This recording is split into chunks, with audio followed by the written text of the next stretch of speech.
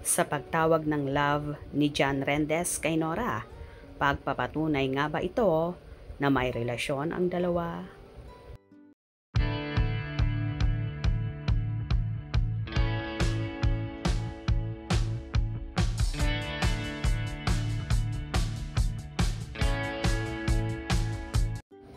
Tinawag ni John Rendez na love si Nora Aunor sa video na kanyang in-upload sa kanyang Facebook page ngayong Easter Sunday, April 20. Sa video, binati niya ng Happy Easter si Nora at sinabing mahal niya ito. Sabi ni John, "Happy Easter my love in heaven.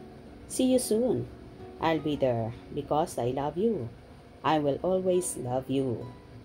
Bukod pa rito ay may Facebook post din si John na Happy Easter my love, na obvious ay referring kay Ate Guy.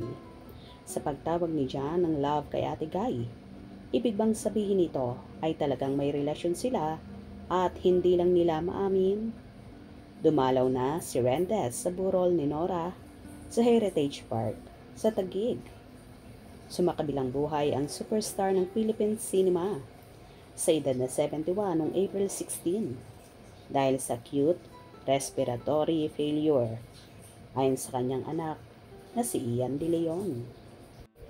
Grabe nga ang pighati at pangungulila ni John kay Ate Guy dahil silang palaging magkasama more than 30 years.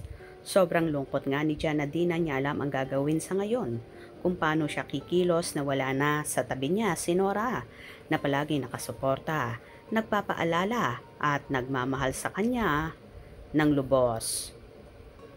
At dahil sa pagtawag na yon ni John ng love kay Nora, posible nga bang may relasyon ang dalawa na ayaw lang nilang ilantad sa publiko?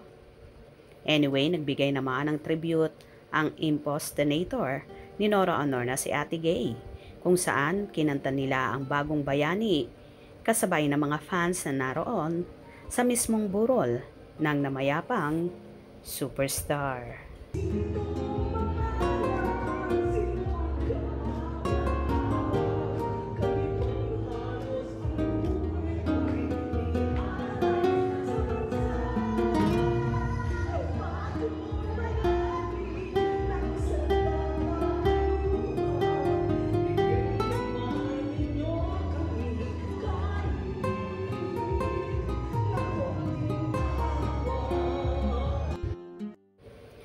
Nakakalungkot mang isipin na malaking kawalan si Nora Aunor sa showbiz industry na malaki ang naging contribution sa industriya.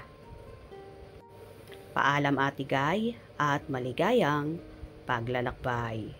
Kung nagustuhan nyo ang video na ito, comment down below.